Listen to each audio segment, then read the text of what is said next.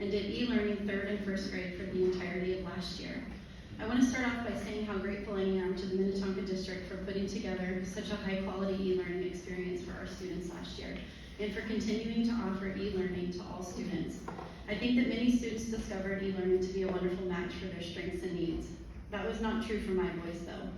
It seems that some think that making masks optional is a good way to create a positive outcome for all, since the district offers a virtual program. I'm here to make a case for the contrary and ask the district to require masks until all children can be vaccinated.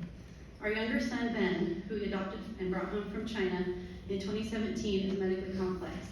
He is blind and has numerous other medical abnormalities, including febrile seizures, childhood depression, and a genetic condition called osteoporosis pseudoglioma. I know that seeing kids in masks is difficult for some. Maybe my perspective is different, because when I see the mask, I see an increased safety and a reduced chance of something awful happening. Imagine seeing your child having a seizure or enduring fractured ribs from coughing too hard. It might sound like I'm being dramatic or living in fear, but my fear is real because both of those scenarios are possibilities for my Ben, given the symptoms of a severe COVID infection. We make sure that he's vaccinated for other illnesses that can produce these symptoms, but because he's only 8, he cannot yet be vaccinated for COVID. I know that Ben is not the only medically complex and unvaccinated child in the district, and there are many parents sharing the same worries. Ben's regular ed teachers, special teachers, and student support services team were all incredible and did everything that they could do to support Ben during e-learning last year. There isn't a single thing that I would complain about. As you can imagine though, a 100% visual auditory curriculum provided via an iPad isn't the ideal means of learning elementary level academic concepts for a blind child.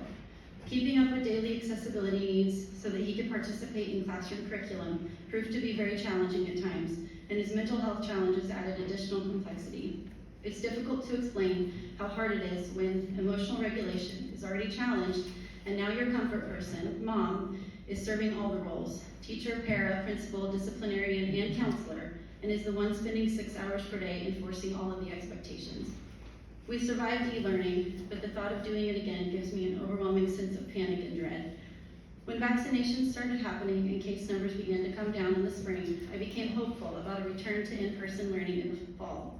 Without required masking though, I will feel like I'm looking at safety and education as the 2 options that I have to choose from, as I will not feel comfortable sending Ben with a higher level of risk that will come if only some students are masked. Others are more qualified to speak about the why behind masking and have done so.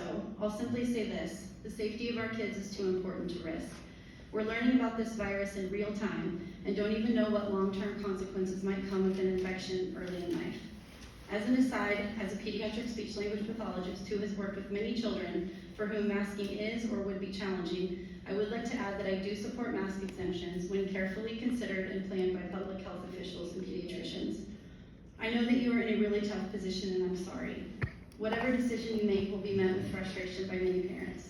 I understand that you have a lot to consider, and the weight of this decision has to feel very heavy. You're on 3 minutes. Okay, thank you.